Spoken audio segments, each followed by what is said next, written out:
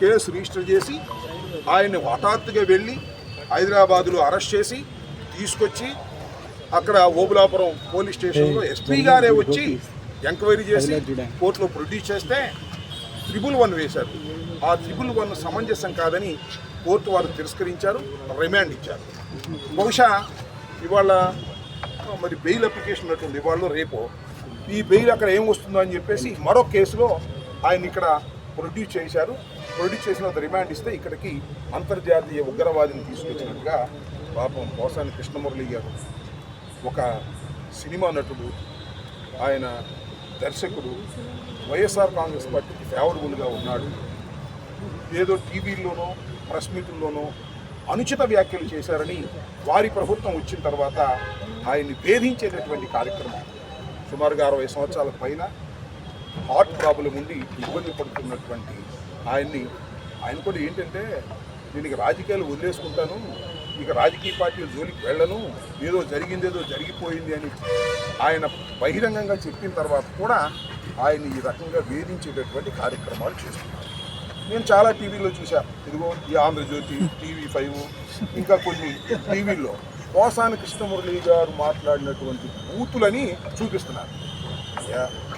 నేను మనవి చేస్తున్నాను, పోసాని కృష్ణమురళి గారు బూతులు తిట్టాడు అంటున్నారు కదా, చింతకాయల అయ్యన్న పాత్రుడు గారి కన్నా ఎక్కువ బూతులు తిట్టాడా?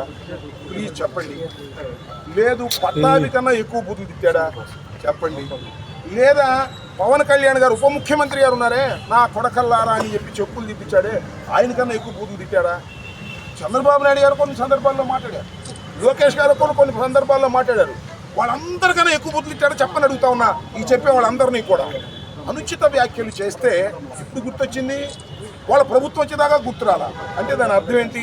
ఇవాళ ఎవరైనా అనుచిత వ్యాఖ్యలు చేస్తే మళ్ళా మా ప్రభుత్వం వస్తే తీసుకుని లోపల ఏమైనా సందేశం ఇస్తుంది? మీరు చాలా దుర్మార్గమైనటువంటి రాజకీయాలు చేస్తున్నారు, చీకటి రాజకీయాలు చేస్తున్నారు.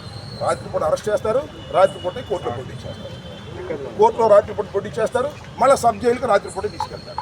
అంత చీకటిగా పగలెవరు చూడకోకుండా ఉండే విధంగా ఈ రకంగా కుట్రపూరితంగా పాపం వ్యవహరిస్తున్నారు. దురదృష్టవశాత్తు పోసాని కృష్ణమురళి గారిని పాపం ఆయన ఇక రాజకీయాల నుంచి తప్పుకొని భయపడిపోయి విలవిల్లాడిపోతున్న దశలో నువ్వు భయపడినా సరే మేము వదిలిపెట్టాం, నీ చొక్కా బట్టుకు తీసుకొస్తాం అని ఇలాంటి కార్యక్రమాలు చేస్తున్నారు. మీ అందరికీ తెలుసు. పిల్లిని గదిలో పెట్టుకోడికి ఏమైంది? తిరగబడక తప్పదు కదా. పోసాని మురళి గారి పరిస్థితి కూడా అదే అవుతుంది. ఇవాళ పోసాని మురళి గారికి మేము అండదండలుగా ఉన్నాం. వైఎస్ఆర్ కాంగ్రెస్ పార్టీ బేషరతుగా మనం చేస్తున్నాం. పోసాని కృష్ణమురళి గారు ఏదో అనుచిత వ్యాఖ్యలు చేశారనేటువంటి మాటలు మాట్లాడుతూ ఉన్నారు.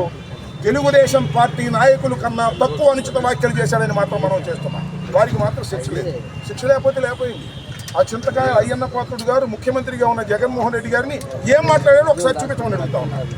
ఆయన ఏంటి ఇవాళ స్పీకర్గా ఆయన అడిగిన ప్రశ్న ఏంటి? ఒకే అంశం మీద కేసు ఒకదాంతో పోదు.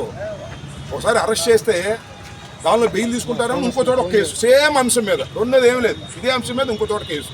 అయ్యా పుల్లయ్యారా, తెలుగుదేశం పుల్లయ్యారా, ఒక కంప్లైంట్ పోసాని కృష్ణమురళి గారి మీద ఒక కంప్లైంట్ ఇచ్చేస్తారు. అదేమో ఎస్ఐ రిజిస్టర్ చేస్తారు. లోకేష్ గారు చెప్తారు, ఏమంటే పోలీసులు వెళ్ళి పట్టరండి, లేడండి ఆ జైల్లో అయితే ఇక్కడ ప్రొడ్యూస్ చేయండి. తిప్పి హరాస్మెంట్ చేసి భయపెట్టాలనేటువంటి ప్రయత్నం చేస్తున్నారు. ఒకే అంశం మీద అనేక కేసులు పెడుతున్నారు. ఆర్గనైజ్డ్ క్రైమ్ అని చెప్పి PSN 111 పెడుతున్నారు. అది పెట్టిన దాన్ని అక్కడ రైల్వే కోర్టు తిరస్కరించింది, రిమాండ్కి పంపింది. బెయిల్ పిటిషన్ పెండింగ్లో ఉంది. ఎక్కడ బెయిల్ వస్తుందని చెప్పేసి మళ్ళీ నర్సాపేట కోర్టులో ప్రొడ్యూస్ చేశారు. నర్సాపేట కోర్టు నుంచి రిమాండ్కి వచ్చారు. ఎన్నాళ్ళు పెడతారు? నెల, 2 నెలలు అంతేగా. జీవితాంతం జైల్లో పెట్టలేరుగా. భారతదేశంలో చట్టాలు ఉన్నాయి కదా, న్యాయస్థానాలు ఉన్నాయి కదా. కాబట్టి కలకాలం మీరే అధికారంలో ఉంటామనో, కలకాలం పోసాని కృష్ణమురళినో లేకపోతే వంశీనో జైల్లో పెడతామని కలలు కనమాకండి. మంచి రోజులు మాకు వస్తాయి, ప్రజలు మాకు మంచి రోజులు ఇస్తారు, గుర్తుపెట్టుకోమని కూడా మనం చేస్తున్నా.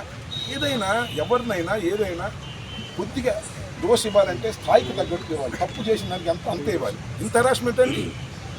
అంతర్జాతీయ ఉగ్రవాది ఏమన్నా, అంతర్జాతీయ ఉగ్రవాదిని పట్టుకొచ్చినట్టుగా పట్టుకొస్తున్నారు. గేట్లు వేసారు, మనం చూడటానికి కూడా వీలేదు. సరే ఓకే, చూద్దాం, పిలిచి టుమారో మేము అవసరమైతే అఫీషియల్గా వెళ్ళి వారిని పలకరిస్తాం, పర్మిషన్ తీసుకుని వారితో మాట్లాడతాం, వారికి ధైర్యాన్ని చేకూర్చే విధంగా మనం ప్రయత్నం చేస్తామని కూడా ఈ సందర్భంగా చెప్పగలం. తెలియదు, ఐ విల్ ఎంక్వైరీ దట్. ఎందుకంటే కోర్టు వారు అక్కడ రిమాండ్ ఇచ్చిన తర్వాత ఏ టైంలో తీసుకురావచ్చు అనుకుంటా నేను అనుకుని ప్రొడ్యూస్ చేస్తారు. అదేం పెద్ద ఇష్యూ కాదు. అక్కడి నుంచి నర్సాపేట నుంచి కారులో తీసుకొచ్చారు, ప్రొడ్యూస్ చేశారు, ఇక్కడ జైల్లోకి ఇచ్చారు. అక్కడ ఫార్మాలిటీస్ పూర్తి చేసుకుని మళ్ళీ ఆయనకి సెల్ ఇస్తారు, ఆయన అక్కడ నిర్బంధిస్తారు.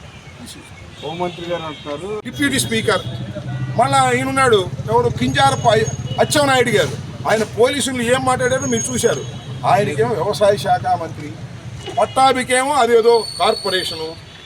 ఉప ముఖ్యమంత్రిగా ఉన్నటువంటి పవన్ కళ్యాణ్ గారు చెప్పులు చూపిస్తూ ముఖ్యమంత్రి గారిని ఎమ్మెల్యేలని ఇష్టం వచ్చినట్టు తిడితే ఆయనకు ఉప ముఖ్యమంత్రి. ఇలా మీరు మమ్మల్ని బాగా అనుచిత వ్యాఖ్యలు చేసిన వారిని, బహిరంగ తిట్టిన వారిని మీరేమో పదవులు ఇచ్చి గౌరవిస్తారు. మా పోసాని కృష్ణమురళి లాంటి ఒక వ్యక్తి ఏదో అనుచిత వ్యాఖ్యలు చేశాడని ఆయన ఈ జైలు నుంచి ఆ జైలుకి, ఆ జైలు నుంచి ఈ జైలుకి, ఈ జైలు నుంచి ఆ జైలుకి తిప్పుతానే ఉంటారు. రేపు కూడా మళ్ళీ తిప్పుతారు ఇంకో చోటకి. ఈ విధంగా హెరాస్ చేస్తున్నారు. మీరు చేసిన పాపాలు పండుతాయి. ఇవాళ పండకపోవచ్చు, జమిలీ వస్తే ఈ లోపల పండుతాయి. జమిలీ రాకపోతే 3.5 సంవత్సరాల తర్వాత మీకు పండుతాయి. దీనికి తప్పనిసరిగా ముఖ్యంగా ఇదన్నిటికీ చిత్రీకరిస్తున్నటువంటి ఎర్రబుక్కు రాసి ఎప్పుడు ఎవరిని ఎక్కడ అరెస్ట్ చేయాలో, ఏ జైలుకి పంపాలో అంత స్క్రిప్ట్ ఇస్తున్నటువంటి లోకేష్ గారికి సరైన సమయంలో ప్రజలు బుద్ధి చెబుతారని ఈ సందర్భంగా నేను మనవి చేస్తున్నాను.